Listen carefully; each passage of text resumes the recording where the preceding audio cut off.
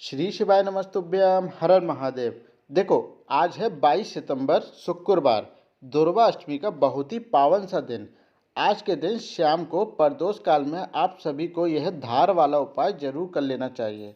देखो, अगर आपके घर में बहुत ज़्यादा कलेश रहता है, लड़ाइयाँ हमेशा आपके घर में बनी रहती है, या फिर आपके घर में कोई बड़ी बीमारी ने प्रवेश कर लिया है, आप दवाइयाँ करा करा के थक चुके हो, लेकिन कोई भी फ़ायदा आपको नहीं मिल पा रहा, या फिर आपके घर में धन संपदा की बहुत ज़्यादा कमी है, व्यापार चलते चलते आपका रुक सा गया है, तो आज के दिन आप यह उपाय करेंगे। परम पूज्य गुरुदेव जी की कथा से सुनकर पूरे उपाय को विस्तार से समझाऊंगा। लेकिन उससे पहले अगर आपने मेरी आवाज़ को पहली बार सुना है तो चैनल को सब्सक्राइब जरूर कर लें, साथ साथ में वीडियो को लाइक भी करें। देखो, इस उपाय को करने के लिए सबसे पहले आपको लेनी होगी बेलपत्र। कितनी लोगे? मात्र 11 बेलपत्र आपको लेनी होगी, पर ठीक से चेक कर लें बेलपत्र कहीं से कटी फटी व टूटी ना हो, क्योंकि टूटी और खंडित बेलपत्री हम शिवलिंग पर नहीं चढ़ा सकते। साथ साथ में आपको लेना है लाल चंदन।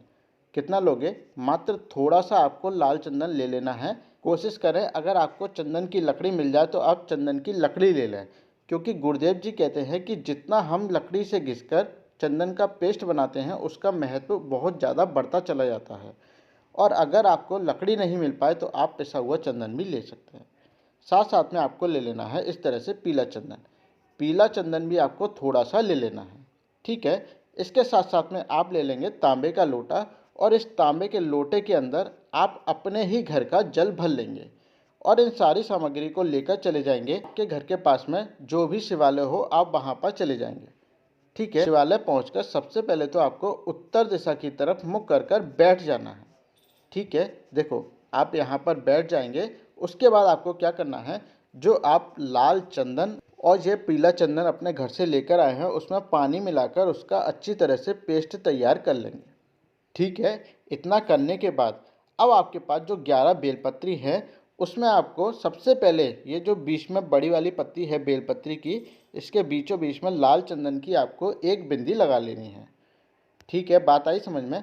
जब आप बिंदी लगाएंगे तब आपको श्री शिवाय नमस्तुभ्यम का स्मरण करना, और ये जो बेलपत्री की दो छोटी छोटी बिंदी हैं इसके बीच में आपको पीले चंदन की 2 बिंदी लगानी, और जब आप पीले चंदन की बिंदी लगाएंगे तब आपको ओम नमः शिवाय का जाप करना, ठीक है। बात आई समझ में?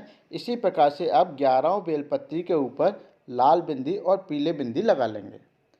अब आपको एक एक कर बेलपत्री अशोक सुंदरी वाले स्थान पर समर्पित करना है।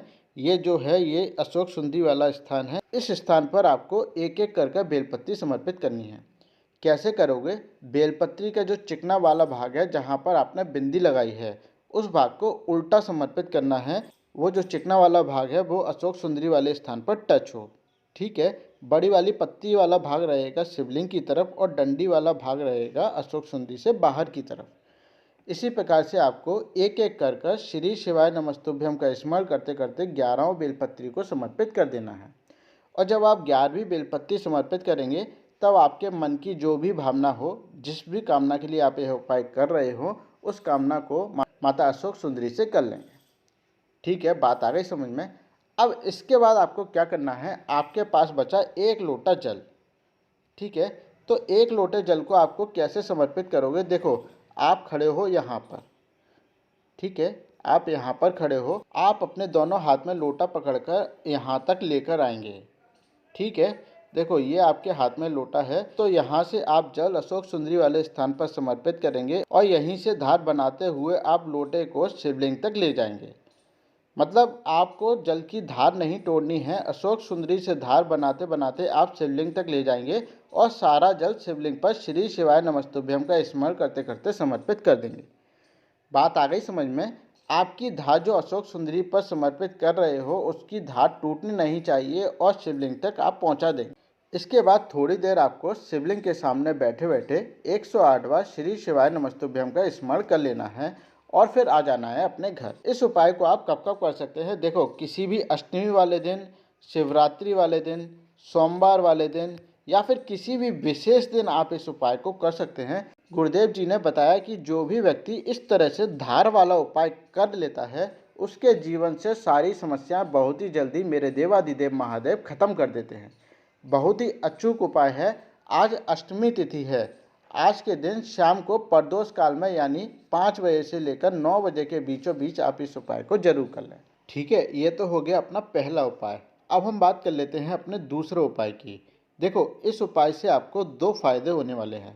पहला फ़ायदा, अगर आप चाहते हैं कि आपकी कोई मनोकामना है जो कि महादेव बाबा बहुत ही जल्दी पूरी कर दें, तो आप इस उपाय को कर सकते हैं। और अगर आपके घर में कोई व्यक्ति बीमार बहुत ज़्यादा रहता है, आप उसकी दवाइयाँ करा करा के थक गए हैं, तो भी आप इस उपाय को कर सकते हैं। लेकिन दोनों को करने का थोड़ा सा अलग क्रम है, इसलिए आप पूरी वीडियो को अच्छे से देखकर समझ लें। देखो, इस उपाय को करने के लिए सबसे पहले आपको लेने होंगे चावल। कितने लोगे? मात्र आपको 1 चावल लेना होगा। लेकिन ठीक से चेक करें चावल कहीं से टूटा ना हो। साबुत चावल यानी अक्षत आपको लेना है। साथ साथ में आपको ले लेनी है इस तरह से दुर्वा। कितनी लोगे? मात्र आपको 1 दुर्वा ले लेनी है। बहुत ही प्यारी सी हरी सी दुर्वा आप ले लें। साथ साथ में आपको ले लेना है 1 तांबे का लोटा और इसके अंदर आप हर बार की तरह अपने घर से शुद्ध जल भर लें। इन तीनों सामग्री को आप लेकर चले जाएं घर के पास में किसी भी शिव मंदिर में। अब देखो, मंदिर पहुंचकर आपको क्या करना है। सबसे पहले तो आपको उत्तर दिशा की तरफ मुख कर कर बैठ जाना है और जो आप 1 चावल का दाना लेकर आए हैं उसे माता अशोक सुंदरी वाले स्थान पर श्री शिवाय नमस्तुभ्यम का स्मरण करते करते आप समर्पित कर देंगे।